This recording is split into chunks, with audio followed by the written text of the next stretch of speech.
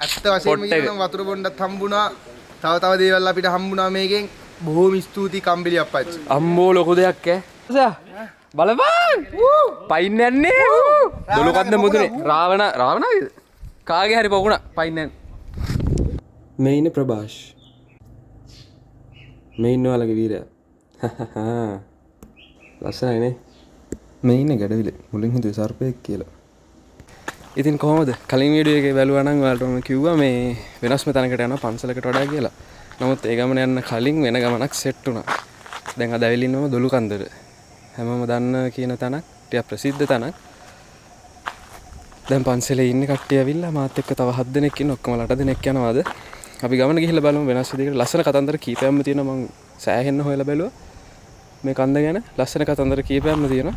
අපි උඩට ගිහිල්ලා බලමු. ඉතින් මේ දොළුකන්ද නගින ගමන පටන් ගන්න දොළුකන්ද පන්සලේ. මේ පන්සලයි මේ කැලෑවයි මේ කන්දයි වටා ගෙතුණු කතන්දර ගොඩක් තියෙනවා. මේ පන්සලත් අවුරුදු 1000කට වඩා පරණයි කියලා තමයි මිනිස්සු කියන්නේ. ඒත් එක්කම රාමායනෙත් මේ කන්ද ගැන පොඩි සඳහනක් තියෙනවා.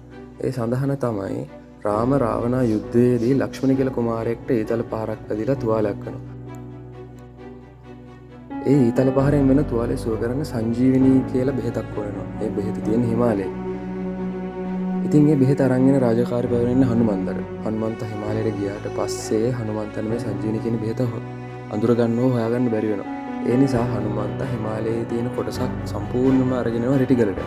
ආන්ගේ රිටිගලට අරන් යන ගමන අතරතුරදී ලංකාවේ තැන් කීපයකට මේ රිටිගල කන්දේ කෑලි ටිකක් බිමට වැටෙනවා. ආන්ගේ වැටුණු කෑල්ලක් විතර දොළුකන්දත් සැලකෙනවා.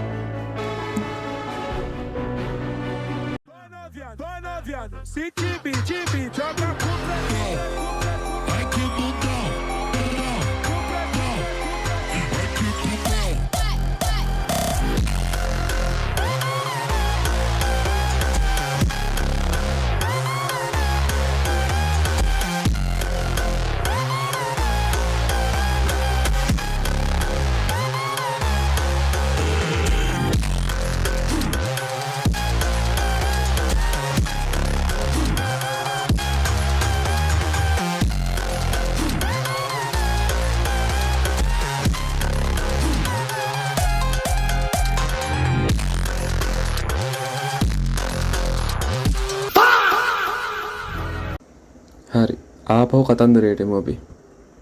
බුද්ධදාස රජතුමත් තමන්ගේ පෞද්ගලික ඔසුවෙනක් විදිහට මේ දොළුකන්ද පාවිච්චි කරා කියලා සඳහනක් තියෙනවා. තවත් දෙයක්. බලගම්බා රජතුමා මේ දොළුකන්ද පන්සල වැඳ පුදා ගන්න යනකොටත් මේ කන්ද තරණය කරා කියලා අදහසක් තියෙනවා. මේ කන්දේ තියෙනවා මාලිගා තැන්න කියලා හරියට. ආන් ඒ තැනදී බලගම්බා රජතුමා ඇත්තු ගාල් කරලා තිබුණා කියන්නත් පොඩි අදහස් ටිකක් තියෙනවා.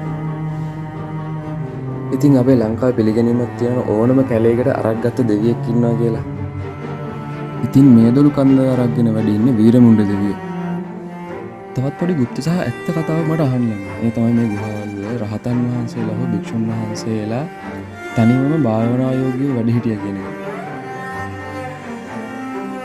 ඉතින් මේ තනිවම භාවනා යෝගීව වැඩ සිටින ස්වාමීන් වහන්සේලා අනිත්‍ය භාවනාව සහ පිළිකුල් භාවනාව කරන්න ඕන නිසා ලෙමිනී පවා ගෙනල්ලා මේ ගුහාවල තියාගෙන ඉඳලා තියෙනවා.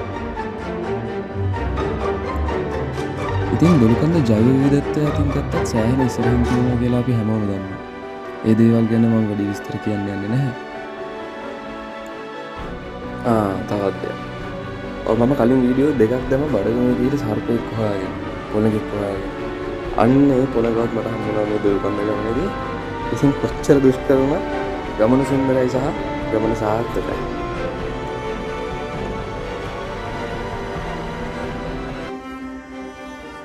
ගමන සාර්ථකයි කියලා කිව්වටම ඉතින් ෆොටෝ ගන්න හම්බුන්නේ නැහැ. මොකද ගමන බහින ගමන් හොඳ කන්දකදී හම්බුන ඔය සර්පයා කර කියා ගන්න දෙයක් නැහැ. බෑග් එකත් ගලා කකුලට හිර කරගෙන අමාරුවෙන් ෆොටෝ එකක් අරගත්තා.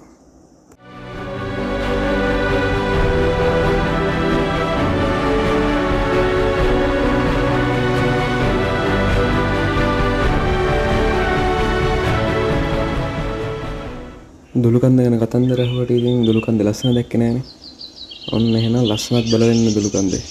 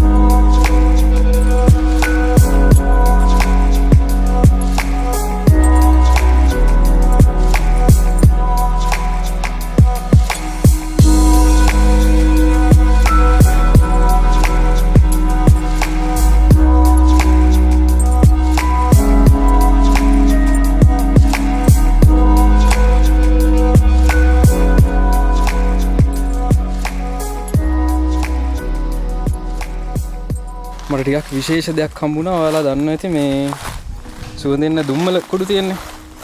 අර පොල් කටු ගිනි තියලා ඉවරලා ඒකට දාන්න කුඩු දාපුවාම මේ දුම් එන්නේ සුවඳට. අන්න ඒ දුම්මල අරගන්න ගහක් හම්බුණා. ඒ කියන්නේ මට කලිනුත් ගස් එකක් හම්බුණා. ඒ ගස් ටිකට වඩා මේ ගහ සෑහෙන ලොකු. මම දැකලා තියෙන ලොකුම දුම්මල ගහ. දුම්මල බේරනවා මට පෙන්නන්න. මම ජීවිතේ හිතන්නේ දුම්මල කියලා මෙච්චර ලොකු ගහක් තියෙයි කියලා. බලන්නකෝ.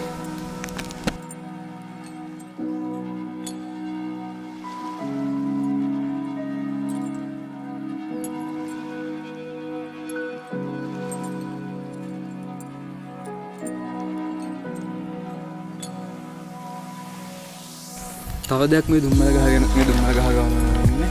එහෙනම් දුම්මල මෙතන මෙන්න මෙතන අත්තේ හරිද? මෙතන අත්තේ එකතු වෙලා වැක්කිරෙනවා. අර වීඩියෝ එකේ වල දකින්න තියෙන්නේ. ආන් එහෙම එකතු වෙලා වැටිච්ච තමයි මේ තියෙන්නේ. මෙන්න මේ දුම්මල ඔයාලා මෙහි ගිනි මැලයක් ගහන්ති. ඔයාලට තෙත් කාලෙක නම් වෙහි කාලෙක නම් එන්නේ. මේ දුම්මල ටිකක් එකතු කරලා වෙලා අදාල් ප්‍රමාණයකට රත් වුණාට පස්සේ මේ දුම්මල එක දිගට ගිනි ගන්නවා. හරියට නිකන් ලාම්පු තෙල් දැම්මා වගේ මේ දර ගොඩකට. ඒ නිසා පොඩ්ඩක් බලන්න ගහස්වල දුම්මල වලට හොයාගන්න ලේසිම ක්‍රමේ මේ කොළ උඩ ගල් උඩ නිකන් තියෙනවා ගම් එකක් වගේ. සහ මේ පොඩි සුවඳක් එනවා. මේ ඔයාලට කන්ෆර්ම් කරගන්න ඕන නම් පොඩි කෑල්ලක් ගන්න කොළයක තියෙන පොඩ්ඩක් හරි අරගෙන ගිනි තියලා බලන්න. ගිනි තියලා තිබ්බට පස්සේ ඔයාලට දැනෙනවා ඔයාලට හුරු පුරුදු සුවඳ එන්නේ. ඒ සුවඳ එනවා කියන්නේ ඒ දුම්මල. ඒ දේවල් ඒව පාවිච්චි කරන්න පුළුවන්. මේ වගේ ලොකු ප්‍රමාණයක් හම්බුනොත් එහෙම මෙතන මේ සම්පූර්ණ ඒරියා එකම වැහෙන්න දුම්මලමයි තියෙන්නේ. මේ වගේ ලොට් එකක් අරගත්තොත් හරි මේකෙන් මේ ඔක්කොම නම් ඕනේ නැහැ. පොඩි ප්‍රමාණයක් අරගත්තා නම් කිසිම ගැටලුවක් නැතුව ගිනි මැලක් ගහ ගන්න පුළුවන්. තෙත පරිසරයේ වුණා ගිනි මැලේ වත් වුණාට පස්සේ කොහොමද ගැටලුවක් වෙන්නේ නැහැ. ඒ නිසා පොඩ්ඩක් බලන්න දුම්මල කියන එක සෑහෙන්න වටිනවා. විශේෂයෙන්ම මේ තැනකට ආපුවාම හුලඟ සෑහෙන්න තියෙන තැනක් ගින්දර පත්තු කරගන්න අමාරුනොත් එහෙම දුම්මල ටිකකින් පොඩ්ඩක් පත්තු කරගත්ත කියන්නේ කිසිම ගැටලුවක් නැතුව මම කරගන්න පුළුවන්. අපි බලමු ඊළඟ තැනටත් යමු. මේක සෑහෙන විශේෂ දෙයක් නිසා පෙන්වන්නම හිතුණා. තේරෙනවනේ ගහ. සෑහෙන ලොකු ගහක් ඈ. මාරම ලස්සන ගහ.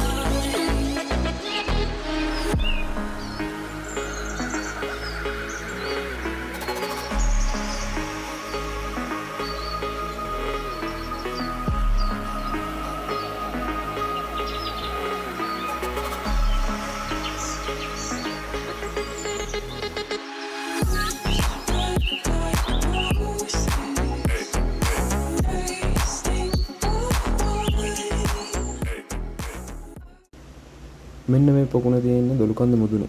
මෙතන එක පොකුණක් නෙමෙයි පොකුණු තුනක් තියෙනවා. මේ පොකුණු තුනෙන් දෙකක් එකට යා කරලා තියෙනවා කළු ගලෙන්ම කවපු කානුවගේ. කානුවකුත් නෙමෙයි ඇලපාරගේ. මෙතන හරියටම හිතා ගන්න බෑ මේතන බෑක් ස්ටෝරියක් මම දන්නෙත් නෑ. හැබැයි මාරම ලස්සන තැන. අය දැන් බඩ. එමේ ආකද තුන ඇත්ත වශයෙන්ම කියනවා නම් හරිම මහන්සි ඒ වුණාට සතුටුයි.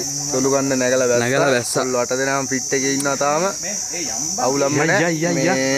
එහෙනම් තවත් දුර්ලභ දුෂ්කර කන්දකින් අපි හම්බෙන ගමන. ඉරි දුර්ග මැද්දෙන් ආවේ අද ගමන. බයි කොච්චර දුෂ්කර වුණත් අපි අවසානයට ආවා. ගමන ලස්සනයි නේ. ගමන ලස්සනයි අවසානයත් සුන්දරයි. ශරීරයට පණ නැහැ හැබැයි. දැන් ටිකක් අමාරුයි හැබැයි පට්ට. පහර. ඕන් ඔය මගුල නතර කරපන් ගියන් ඔයට ගිහිල්ලා ඔක ඔයට ගිහිල්ලා ඇයියා. විවේක දෙන්න අපි ගියා බුදු ගෞරවයෙන් බුදු සරණයි. ඔයාලා අම්මාත් එක්කනේ. මුන් හරියන්නේ මුන් කොන් කරුම මුන් 7 දෙනෙක් ඉන්නවා කොන් කරුම. එහෙනම් ඉතින් ගත්ත ෆොටෝස් ටිකත් බලලාම යන්නකෝ. කලින් පාරවල් වගේ ෆොටෝස් ගන්න හම්බුන්නේ නැහැ. ගමනේ අද කොල්ල ටික වැඩි වුණානේ. ඒ නිසා ෆොටෝස් අඩුයි. ගත්ත ටික බලලා යන්න. එහෙනම් ජය වේවා.